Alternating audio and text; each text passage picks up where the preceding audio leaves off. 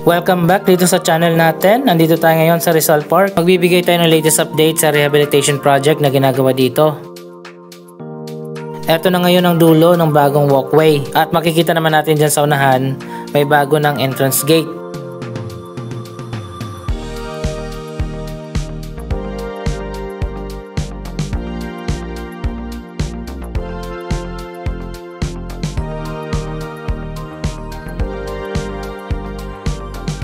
Ang mangyayari pala dito, magiging open na.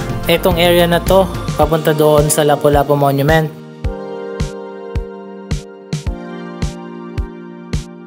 Ito na yung bago na perimeter wall.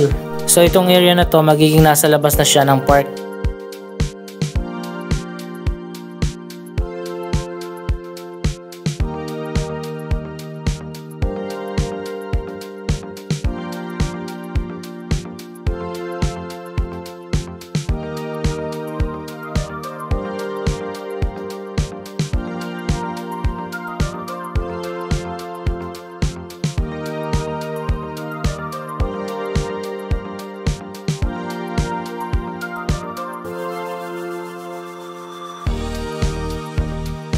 Parang magiging katulad na sa Jose Rizal Monument na open.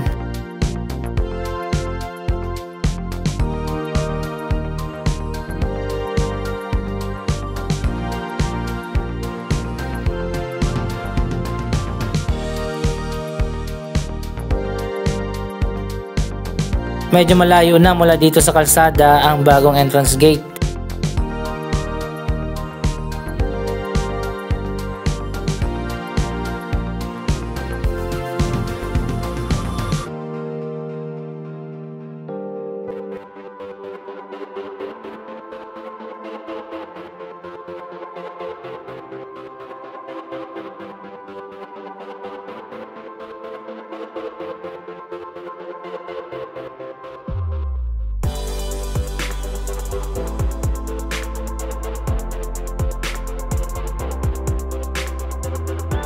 Natapos na nga paglilipat sa Lapu-Lapu statue dito sa bagong location, pati ng landscaping tapos na rin.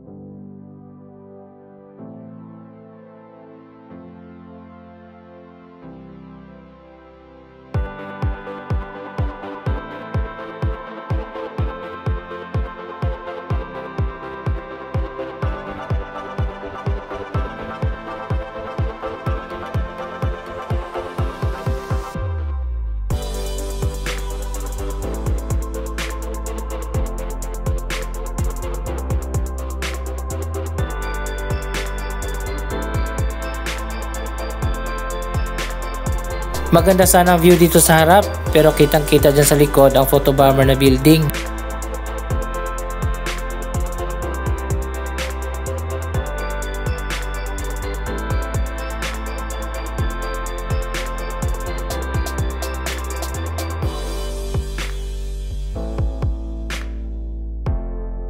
Dito naman sa kabila, may bago na ring entrance gate.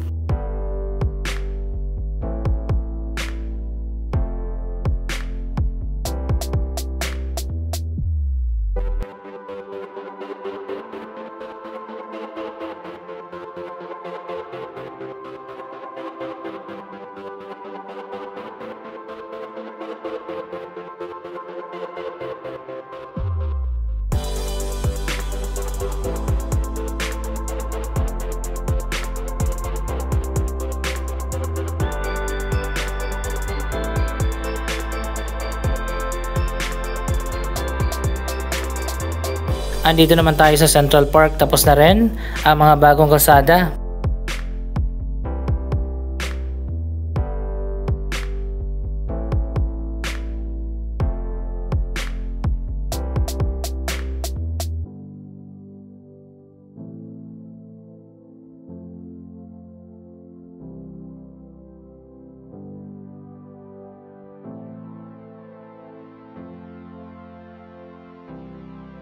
Hanggang sa ngayon, hindi ko pa rin alam kung anong tawag dito. Pinalitan na ng bago yung dating luma na parang mga lamppost. Kung alam nyo yung eksaktong tawag nito, i-comment nyo na lang dyan sa baba.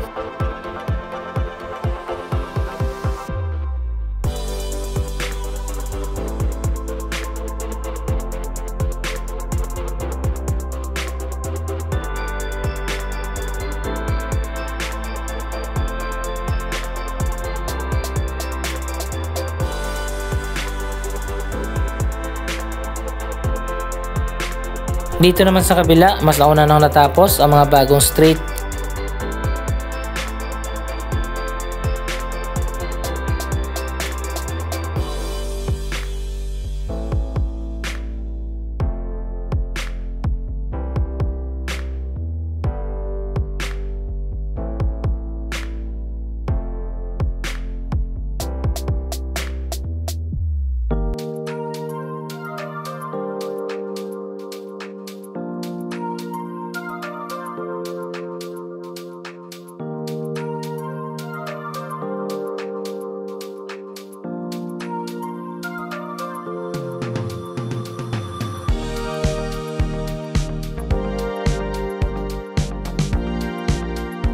So ayan guys, napakaganda na ng bagong Rizal Park.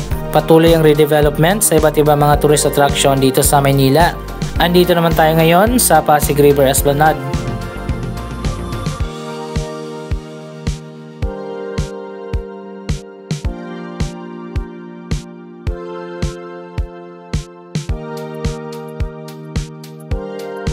Ang pinakaunang natapos ang Phase 1A at dito naman sa kabila ang Phase 1B.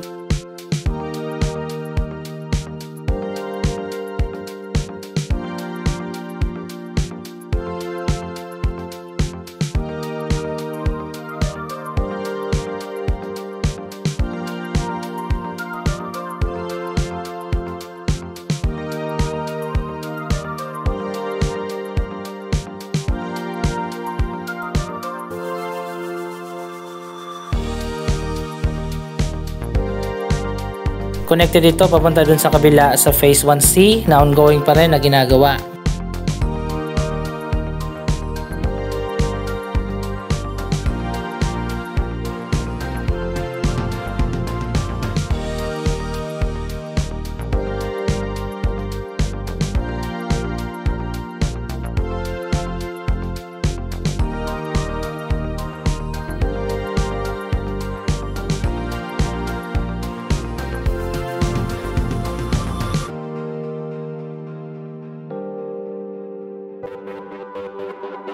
So ayan guys, buhay na pala dito kahit sa araw. Dati sa gabi lang maraming tao dito.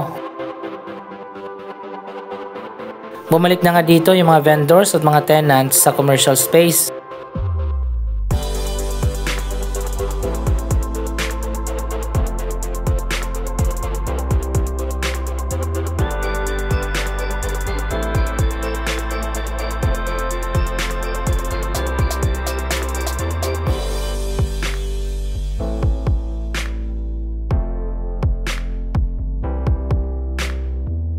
Ayan, makikita naman natin bukas na yung mga cafe at mga food outlets.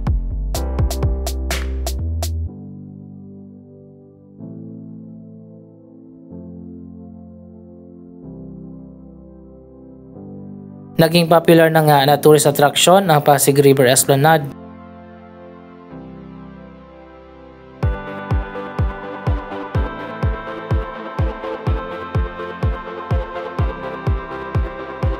Sana nga lang mas dumami pa yung mga restaurant dito.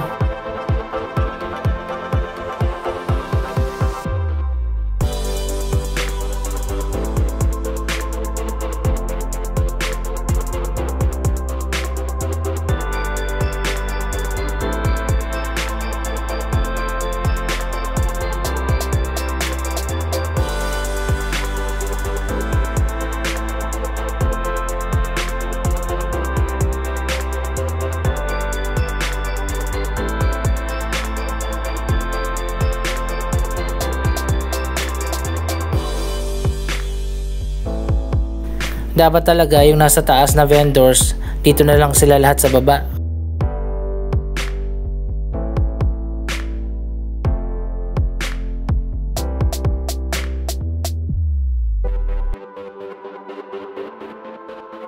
Sayang yung mga commercial space dito sa ilalim.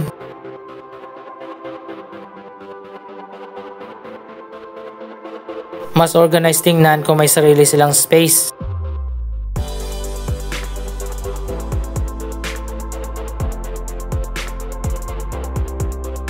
Tingnan natin dun sa taas, dun lumipat yung karamihan sa mga vendors.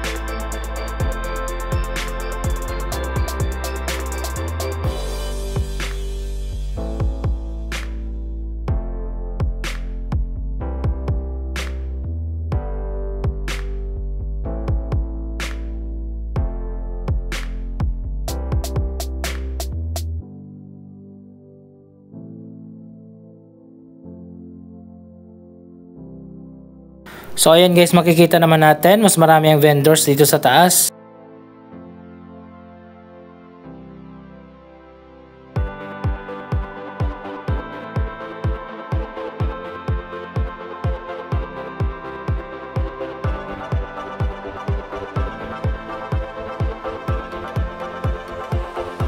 Siguro mas mura yung rent dito.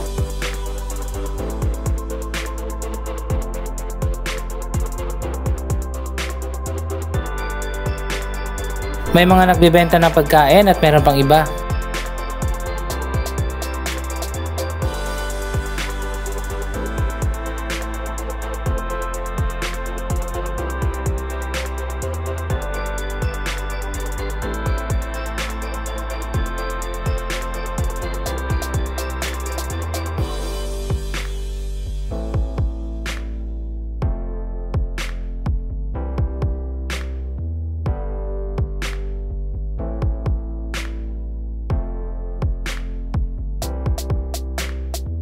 Sa tingin nyo mas okay ba na dun sila lahat sa baba?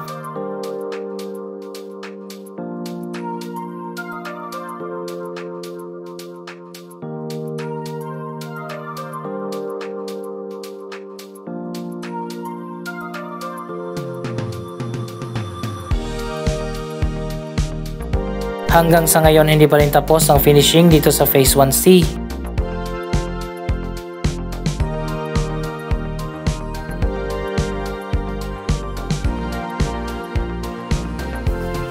Dito naman tayo sa rehabilitation ng Plaza Mexico. Tapos na yung bagong walkway dito. May mga bagong ilaw na rin dito sa ground at mga bagong lamppost.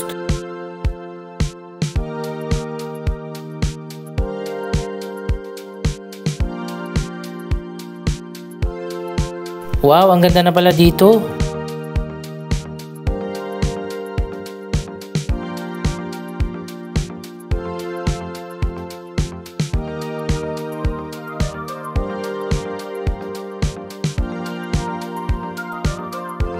Mukhang malapit na matapos ang rehabilitation ng Plaza Mexico.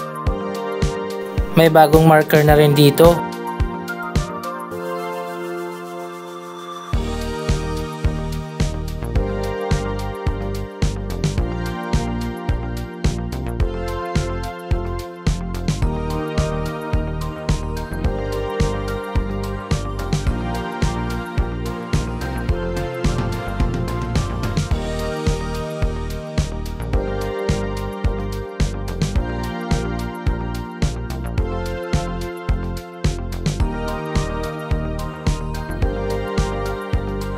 Pati pala doon sa bagong Esplanade sa Intramuros may mga lamppost na rin.